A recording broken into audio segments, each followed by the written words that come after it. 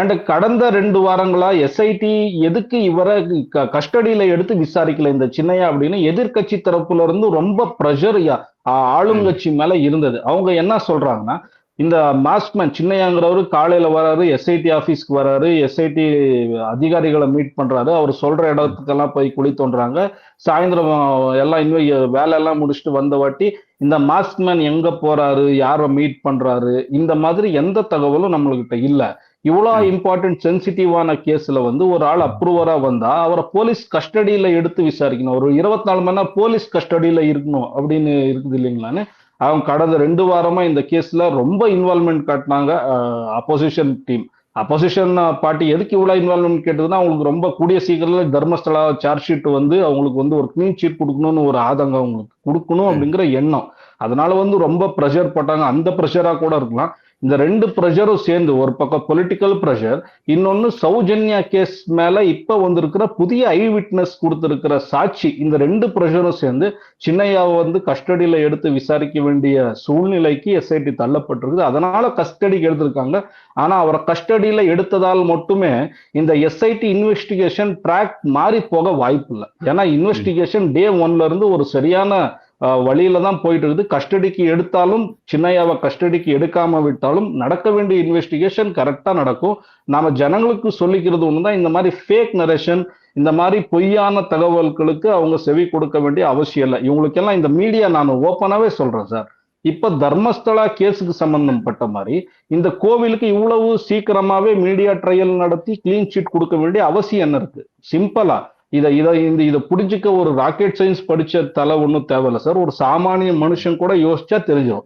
இவ்வளவு மர்டர் நடக்குது. இப்ப வேதவல்லி மர்டர் கேஸ்ல அக்யூஸ்ட் யாருன்னு தெரியல, பத்மலதா மர்டர் கேஸ்ல அக்யூஸ்ட் யாருன்னு தெரியல, சௌஜன்யா மர்டர் கேஸ்ல அக்யூஸ்ட் யாருன்னு தெரியல, யமுனா மர்டர் கேஸ்ல அந்த கோவில் சுத்து வட்டாரம் 500 மீட்டர் 1 கிலோமீட்டர் சுத்து வட்டாரத்தில் நடந்திருக்கிற இந்த ரேப் அண்ட் மர்டர் கேஸ்ல இது வரைக்கும் அக்யூஸ்ட் யாருன்னே கண்டுபிடிக்க முடியல. அது எப்படி கண்டுபிடிக்க முடியாம போச்சு? இதை கண்டுபிடிக்கணும். இவங்களுக்கு பாதிக்கப்பட்டவர்களுக்கு நியாயம் கொடுக்கணும் இல்லைங்களா? இந்த கேள்வியை தானே மீடியா முதல்ல கொண்டு வரணும். இந்த கேள்வியை முன்வைக்காம தர்மஸ்தலா சுத்தி ஒரு சூழ்ச்சியை கட்டமைக்கப்பட்டிருக்கிறது. இது ஒரு சூழ்ச்சி, சின்னையாங்கிறதே சூழ்ச்சி, யாரோ பணம் கொடுத்து கூட்டிட்டு வந்து பேச வச்சிட்டு இருக்காங்க, கோவில் தரப்புல எதுவுமே தப்பு நடக்கலன்னு இப்படி பேசுறாங்களே, கொஞ்சம் கூட மனசாட்சி இல்லாம இவ்வளவு பச்சையா போய் சொல்றாங்களே. 20,000 கோடி அதிபர், ஒரு கோவிலோட முதலாளி வீரேந்திர ஹெகடே 20,000 கோடிக்கு அதிபர், 4,000 ஏக்கரா 3,500 ஏக்கரா இவங்க பேர்லயும் கோயில் பேர்லயும் இருக்கு. இவ்வளவு பெரிய முதலாளிக்கு இவ்வளவு சீக்கிரமா கிளீன் ஷீட் கொடுக்க வேண்டிய அவசியம் மீடியாவுகளுக்கு எதுக்கு இந்த எச்ச வேலை அப்படின்னு நான் உங்க மூலியமா கேட்க ஆசைப்படுறேன். அடுத்த கட்ட நகர்வு என்னவா இருக்கும்? பலரும் பல விஷயங்கள்ல பல விதமா செய்தி போடுறாங்க. கைது செய்யப்பட்டாரு, அவர் வந்து இந்த கேஸ் வந்து இதோட முடிஞ்சிடும், இது வந்து ஒண்ணுமே இல்லை, ஃபேக் நரேஷன், இது போன்ற பல்வேறு விஷயங்களை செய்தி நிறுவனங்கள் தொடர்ந்து இந்த வாட்ஸ்அப்ல வர்ற செய்தியை கூட வந்து இவங்க ஃபார்வர்ட் பண்ணிட்டு இருந்தாங்க. நானே ஒரு சேனல்ல இருக்கும்போது அதே வேலை தான் பார்த்தானுங்க. அந்த விஷயத்தையும் நாங்க பார்த்துட்டு கண்டிச்சிருக்கேன். எனக்கு விருப்பம் இல்லை, விருப்பம் தான் நீங்க கொடுங்க, அந்த மாதிரிலாம் நான் வந்து வாதாடி இருக்கேன். ஸோ இது போன்ற ஒரு விஷயங்கள் தொடர்ந்து அங்கேயும் கர்நாடகாவில் நடக்குது, தமிழ்நாடு நடக்குதுன்ற ஒரு குற்றச்சாட்டை நீங்க முன் வைக்கிறீங்க. அடுத்தது என்ன நடக்க இருக்குது சார்? நீங்க எஸ்ஐடிக்கு கவர்மெண்ட் வந்து எஸ்ஐடி இன்வெஸ்டிகேஷனுக்கு பர்மிஷன் கொடுத்த லெட்டர் இருக்குது பாத்தீங்களா? அந்த லெட்டரை நீங்க கரெக்டா படிச்சுட்டாலே எல்லா கேள்விக்கான பதில் அந்த லெட்டர்ல இருக்கு. அந்த லெட்டர்ல என்ன எழுதப்பட்டிருக்குதுன்னா, இது கவர்மெண்ட் வந்து கொடுத்துக்கிட்டு இருக்கிறது இல்ல. கவர்மெண்ட் கொடுக்கறதுக்கு பின்னால இங்க இருக்கிற உமன்ஸ் கமிஷன் வந்து ஒரு கேள்வி எழுப்புது. கடந்த 20-25 வருஷமா இங்க நிறைய பேர் பெண்கள் வந்து காணாம போயிருக்காங்க, நிறைய அன்நேச்சுரல் டெத் ஆயிருக்கு. இதை பத்தி எங்களுக்கு நிறைய கம்ப்ளைண்ட் வந்திருக்குது.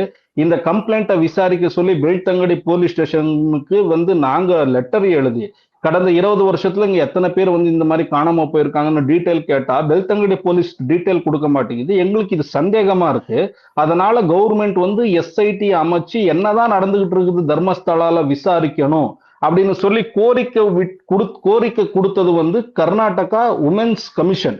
கர்நாடகா உமன்ஸ் கமிஷன் கொடுத்த கோரிக்கையின் அடிப்படையில கர்நாடகா கவர்மெண்ட் எஸ்ஐடி அமைக்குது. எஸ்ஐடிக்கு கொடுக்கப்பட்டிருக்கிற டாஸ்க் என்னன்னா, கடந்த 25-30 வருஷத்துல கர்நாடகா இந்த தர்மஸ்தலா கோவிலுக்கு வந்து காணாம போனவர்களின் எண்ணிக்கை எவ்வளவு, இவர்கள் எதுக்காக காணாம போனாங்க, இதுல அன்நேச்சுரல் டெத் எவ்வளவு, நேச்சுரல் டெத் எவ்வளவு, அண்ட் இங்க வந்து காணாம போனாங்க அப்படின்னு சொல்லி கர்நாடகா வேற வேற போலீஸ் ஸ்டேஷன்ல எங்கெல்லாம் கம்ப்ளைண்ட் லாட்ஜா இருக்கு, இந்த எல்லா கம்ப்ளைண்ட்டையும் வந்து எஸ்ஐடி எடுத்து விசாரிக்கணும், இதுக்கு ஒரு முற்றுப்புள்ளி வைக்கணும். அதாவது சார், வெறும் சௌஜன்யா கேஸோ, அனன்யா பட் கேஸோ, பத்மலதா கேஸுக்காக மட்டுமே இந்த எஸ்ஐடி அமைக்கப்படல.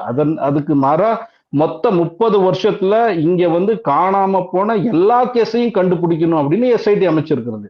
புரியுதுங்களா உங்களுக்கு? சோ எஸ்ஐடி என்ன வேலை பண்ணும் அப்படின்னா, இதுக்கப்புறம் என்ன வேலை அவங்க பண்ணணும் அப்படின்னா, இப்ப ஆல்ரெடி வந்து சில குழிகள்ல தோண்டி எலும்பு கூடுகள் எடுத்திருக்காங்க. சில மீடியா சொல்லிட்டு இருக்காங்க எலும்பு கூடுகள் கிடைக்கவே இல்லை. அப்ப 6வது எலும்பு குழியிலையும் 11வது குழியிலையும் எலும்பு கூடு கிடைக்காம பஞ்சாமிரதம் கிடைச்சதுங்களா? எலும்பு கூடு தானே கிடைச்சது. எஸ்ஐடி கேள்வி வைக்கணும் இல்லைங்களா? ரிசர்வ் ஃபாரஸ்ட்ல இங்க புதைக்க உங்களுக்கு அனுமதி கொடுத்தது யாருன்னு ஃபர்ஸ்ட் கூப்பிட்டு விசாரிக்கணும். இப்போ இந்த சௌஜன்யா கேஸ்க்கு யார் யார் போராடிட்டு இருக்காங்க, இந்த எல்லா போராளிகளை வந்து அரெஸ்ட் பண்ற வேலை கவர்மெண்ட் முன்னால நின்று பார்த்துட்டு இருக்குது. ஆனா இவன் மாஸ்க் மேன் வந்து எங்கெங்க குழி தோண்டி புதைச்சிருக்காரு, அது வந்து நாங்க முறைப்படி யூடிஆர் பண்ணி போஸ்ட்மார்ட்டம் பண்ணி தான் புதைச்சோம். அவர் புதைச்சது உண்மைதான்னு சொன்ன அந்த வைஸ் பிரசிடென்ட்டை இது வரைக்கும் கஸ்டடியில எடுத்து விசாரிக்கல, முன்னாள் பிரசிடென்ட் கேசவ் கௌடாவை விசாரிக்கல, அந்த காட்டுக்குள்ள உட்கார்ந்து நான் போஸ்ட்மார்ட்டம் பண்ணி புதைச்சிருக்கேன்னு சொன்னாரு மகாபாலா ஷெட்டின்னு ஒரு டாக்டர், அவரை கூப்பிட்டு இது வரைக்கும் விசாரிக்கல இல்லைங்களா? எஸ்ஐடி உங்களையெல்லாம் விசாரிக்கணும். எஸ்ஐடி நோட்டீஸ் கொடுத்து வீரேந்திர ஹெகடேவையும் கூப்பிட்டு விசாரிக்கணும் இல்லைங்களா? ஒரே தரப்புல எத்தனை நாளைக்கு விசாரிப்பீங்க? உங்க மேல குற்றச்சாட்டு விசாரிக்கல.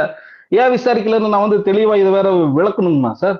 இந்தியாவுல எப்பயுமே சட்டம் வந்து காசு இருக்கிறவங்க பக்கம் தானே.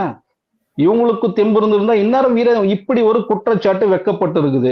இதுக்கு இந்த சாட்சியங்களுக்கு வலுவளிக்கும் வகையில இப்ப ஆர்டி மூலியமா இந்த பெல்டங்கடி பஞ்சாயத்துல இருந்து எடுத்திருக்கிற சில டாக்குமெண்ட்ஸ் கூட நாங்க வைக்கிற குற்றச்சாட்டுக்கு வலு சேர்க்கிற வகையில தானே இருக்கு. இப்ப பாருங்க சார், ஜெயன் வந்து ஆர்டிஐ போட்டு 2-3 டாக்குமெண்ட் எடுத்திருக்காரு பஞ்சாயத்துல. அந்த டாக்குமெண்ட்ல என்ன சொல்லுதுன்னா, ஜூன் மாசம் 9ஆம் தேதி 2009 வந்து ஒரு 15 வயசு பிள்ளை வந்து தண்ணியில கால் தடுக்கி விழுந்து ஆத்துல விழுந்து இறந்து போயிருது. சொல்ற கேளுங்க, இந்த கேஸ் எப்படி முடியுதுன்னு சொல்ற கேளுங்க. இவங்க எவ்வளவு கேப் மாதிரித்தான வேலை பார்த்து வச்சிருக்காங்க. 2009 ஜூன் மாசம் 9ஆம் தேதி அந்த லெட்டர் இப்ப வைரல் ஆயிட்டு இருக்குது. அந்த லெட்டர் என்ன லெட்டர்னா, போலீஸ் தரப்புல பஞ்சாயத்துக்கு எழுதப்பட்ட லெட்டர். போலீஸ் தரப்புல என்ன எழுதியிருக்காங்கன்னா, இந்த மாதிரி 15 வயசு பிள்ளை ஒண்ணு தண்ணியில கால் தடுக்கி விழுந்து இறந்துருச்சு, அந்த பிள்ளைய போஸ்ட்மார்ட்டம் பண்ணிட்டோம், அந்த பிணத்தை வந்து நாங்க போஸ்ட்மார்ட்டம் பண்ணிட்டோம், இது வரைக்கும் யாரும் இந்த பிணம் எங்களுதுன்னு கேட்டு வரல, உரிமைதாரர்கள் ரிலேஷன்ஸ் யாரும் வரல, அதனால இந்த பிணத்தை அடக்கம் பண்றதுக்கு எங்களுக்கு பர்மிஷன் கொடுங்கன்னு பஞ்சாயத்துல ஒரு லெட்டர் எழுதுறாங்க. பஞ்சாயத்தும் அதுக்கு பர்மிஷன் கொடுக்குது. எப்படி? ஜூன் மாசம் 9ஆம் தேதி காலையில அந்த குழந்தை இறக்குது, மதியானம் போஸ்ட்மார்ட்டம் பண்றாங்க, நைட்டே புதைச்சிடுறாங்க. ஊர் உலகத்துல எங்கேயாவது இந்த மாதிரி நடக்குமா? 1964 கர்நாடகா பஞ்சாயத்து ஆக்ட் பத்தி ஏற்கனவே நான் உங்களுக்கு ரொம்ப தெளிவா நிறைய முறை பேசியிருக்கேன். ஒரு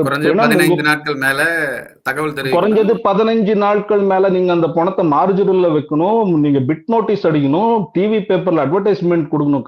இந்த மாதிரி இறந்துட்டாருன்னா அந்த போஸ்ட் போட்டோவோட நீங்க அட்வர்டைஸ்மெண்ட் கொடுத்து யாரும் வரலினா 15 நாளுக்கு அப்புறம் தான் நீங்க புதைக்கணும். ஒரே நாள்ல எப்படி புதைச்சாங்க? இந்த கேஸ் ஒண்ணு. இன்னொரு கேஸ் என்ன வைரல் ஆயிட்டு இருக்குதுன்னா சார், 2010 அக்டோபர் மாசத்துல எழுதப்பட்டிருக்க லெட்டர். அது என்ன லெட்டர்னா, இப்ப உங்க ஊர்ல யாரோ வந்து அடையாளம் தெரியாத நபர் இறந்துட்டாங்கன்னா பரவாயில்ல, ஒத்துக்கலாம். லாட்ஜ்ல நீங்க கொடுத்த ரூம்ல அது எப்படி சார் அடையாளம் தெரியாத நபர் வந்து இறந்து போயிருக்க முடியும்? நீங்க பதிவு பண்ணிட்டு தான் அதுக்கப்புறம் ரூமே கொடுத்துருக்காங்க. லாட்ஜ்ல நீங்க யாருக்காவது ரூம் கொடுத்தீங்கன்னா ஐடி ப்ரூஃப், அட்ரஸ் ப்ரூஃப், பேர் எல்லாம் வாங்கிட்டு தான் நீங்க ரூமே கொடுப்பீங்க. 2010 அக்டோபர் மாசத்துல ஒரு பொண்ணோட மர்டர் நடக்குது லாட்ஜ்ல. ஒரு ஆண் ஒரு பெண் 2 பேர்த்தோட மர்டர் நடக்குது.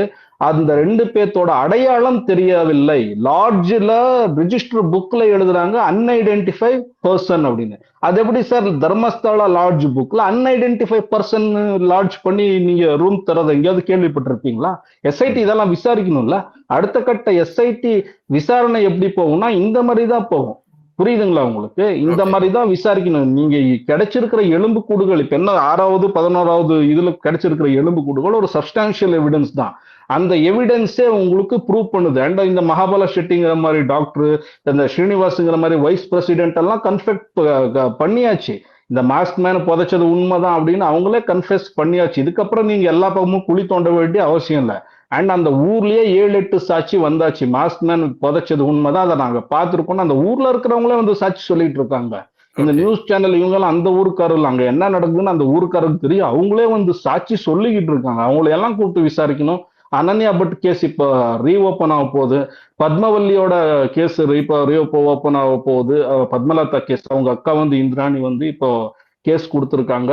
இது இல்லாம 17 வயசு என் தங்கச்சி இங்க வந்து காணாம போனான்னு ஒரு வாரத்துக்கு முன்னால எஸ்ஐடி முன்னால ஒருத்தர் வந்து கம்ப்ளைண்ட் பண்ணிருக்காரு. இந்த மாதிரி நிறைய கம்ப்ளைண்ட்ஸ் வந்துட்டு இருக்குது. மாஸ்க் மேன நீங்க பக்கத்துல வச்சா கூட இந்த கம்ப்ளைண்ட் எல்லாம் நீங்க விசாரிச்சுதாகவும் இந்த கம்ப்ளைண்ட்ஸ் எல்லாம் நீங்க ஒரு லாஜிக்கல் எண்டுக்கு கொண்டு போக வேண்டிய கட்டாயமும் கடமையும் எஸ்ஐடி முன்னால இருக்கு. அந்த முயற்சியில அவங்க வேலை பண்ணுவாங்கன்னு நாங்க நம்புறோம் சார்.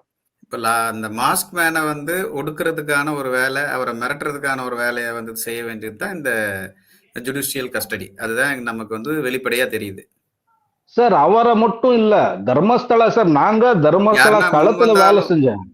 யாருன்னா களத்துல முன் வேலை வந்தாலும் செஞ்சவங்க சார். அவங்களையும் இந்த மாதிரி மிரட்டுறதா ஒரு துணி தான் இந்த சார் எங்ககிட்ட முதற்கட்ட நடவடிக்கை. தர்மஸ்தலால இருக்கிற ஜனங்க ஓப்பனா சொல்லியிருக்காங்க, இந்த இந்தியாவுக்கு 1947 சுதந்திரம் கிடைச்சிருச்சு, எங்களுக்கு சுதந்திரம் இது வரைக்கும் கிடைக்கல. ஒரு ஓகே. காணி நாள இருந்தாலும் அடிச்சு புடுங்கிடுறாங்க, மிரட்டி புடுங்கிடுறாங்க. இங்க எங்க பெண்களுக்கு சுதந்திரம் அங்க இருக்கிற ஜனங்க சொல்லிக்கிட்டு இருக்காங்க சார். இது நாங்க சொன்னது இல்ல.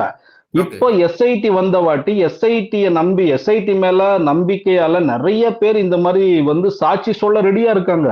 நீங்க சின்னையா மேல எடுக்கிற இந்த மாதிரி நடவடிக்கை அண்டு அப்போசிஷன் பார்ட்டியா பிஜேபி ரொம்ப எச்சத்தனமான வேலை பார்த்துட்டு இருக்காங்க. இங்க சட்டசபையிலேயே நிறைய பிரச்சனைகள், பேச வேண்டிய பிரச்சனைகள் நிறைய இருக்கு கர்நாடகத்துல. அந்த பிரச்சனையெல்லாம் பேசுறதை விட்டுட்டு இந்த தர்மஸ்தலா கோவிலை காப்பாத்துறதுக்கான வேலையை மட்டுமே பண்ணிட்டு இருக்காங்க. இது எல்லாமே வந்து சாட்சிகளை வந்து பயப்படுத்துற வேலை. இப்ப யாரெல்லாம் சாட்சி சொல்ல வந்திருக்காங்க, நாளைக்கு அவங்க சாட்சியை மாத்தி சொன்னா கூட ஆச்சரியப்படுறதுக்கு இல்லை இல்லைங்களா? சாட்சியை பயப்படுத்துற வேலை.